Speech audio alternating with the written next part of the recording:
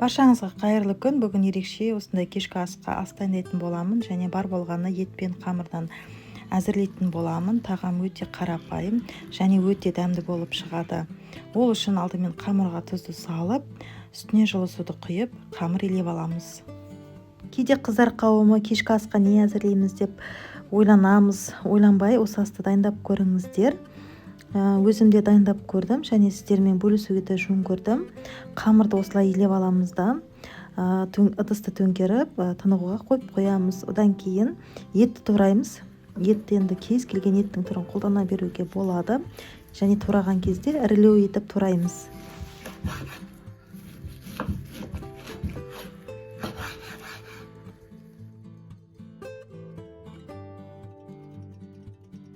Еті турап болдым. Бұл менде сиыр еті және де кішкентай осындай сүйек қалды. Сол сүйекті қосып пісіретін боламын. Одан кейін пиязды тураймыз.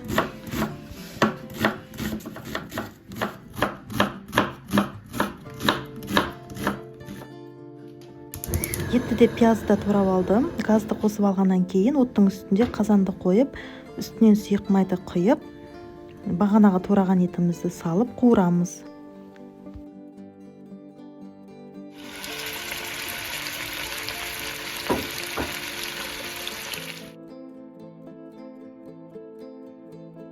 Етті аздап қуырып алған соң, үстінен туралған пиязды салып қуырамыз.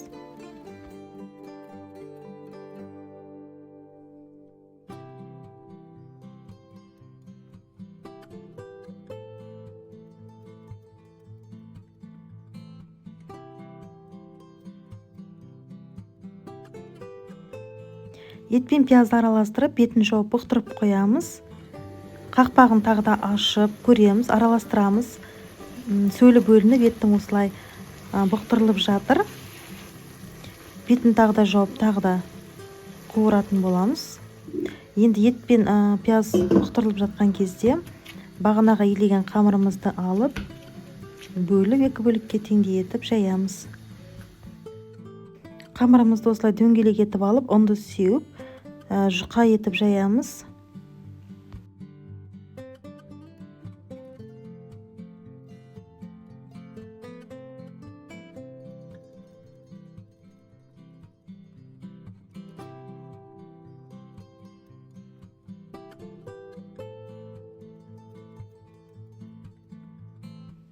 Қамырды жайып болған соң, пышақпен осылай 4 бөлікке бөліп кесіп аламын.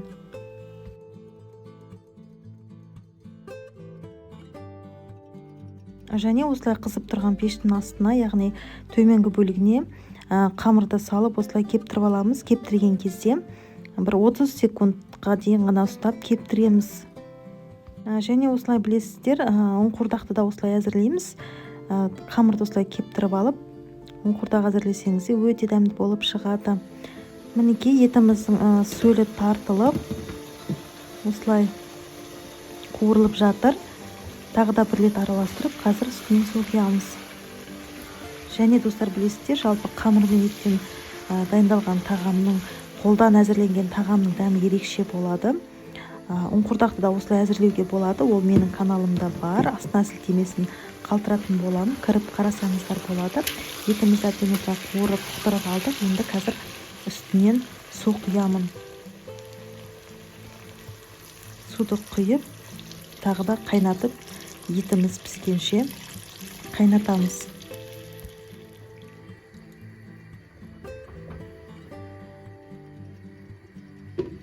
Қақпағын жауып қайнатамыз. Енді етіміз піскенше қамырды бөліктерге бөліп кесеміз, және де кептірілген қамырымыз осындай болуы қажет. Және де егер де пештің астына кептіре алмасаңыз, газдың үстіне табаны қойып, қыздырып алған соң үстіне кептірсеңіз болады.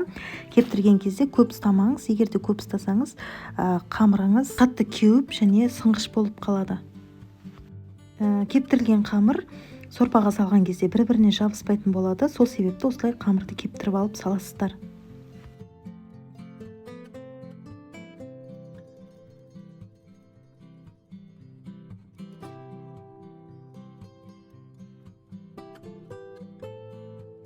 Қамырымыздың барлығын осылай теңдей етіп 4 бүріштеп турап алдым. Енді қайнап тұрған сорпаға бетіне саламыз.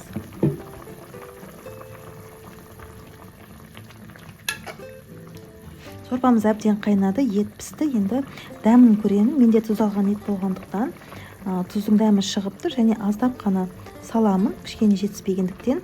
Ал сіздер дәміне қарай саласыздар тұзды. Енді жаңағы турап алған қамырымыздың барлығын осылай бетіне салып шығамыз.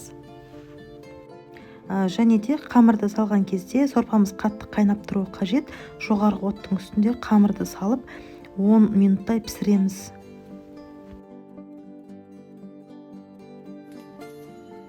Асымыз дайын болды, пісті. Мінекей көргендеріңіздей бетінде қамыры тұр, бір-біріне жабыспайды, және де қайнатқан кезде сорпасы тартылады. Сорпасы әбден тартылып, асты жабысқанша қайнатпаңыздар. Сәл сорпасы қалса, қамырын тарелкаға салған кезде бетіне құятын боласыздар. Әлеуметтік желіде 15 минутта дайын болатын бешбармақ деген асымыз бар, бірақ сол астан қарағанда осылай жасаған әлдеқайда пайдалы сияқты. Дайын болған асымызды осылай тарелкаға бірінші қамырын салып аламыз да, үстінен етін саламыз. Бұл тағамға қаласаңыздар, өз қалауларыңызбен дәмдеуіштер, көкөністер және картоп қоссаңыздар болады. Өте дәмді болып шығады. Негізі мен өзім үйдегі бар затпен осылай жасауға болатынын көрсеткім келді, және өте дәмді болып шықты деген сенімдемін, және жасап көруге кеңес беремін. Еті сондай жұмсақ, қамыры да өте дәмді болып шықты. Жасап көріңіздер. Түрі бешбармаққа ұқсайды, бірақ бұл бешбармақ емес, осылай кешкі асқа дайындауға болатын ас.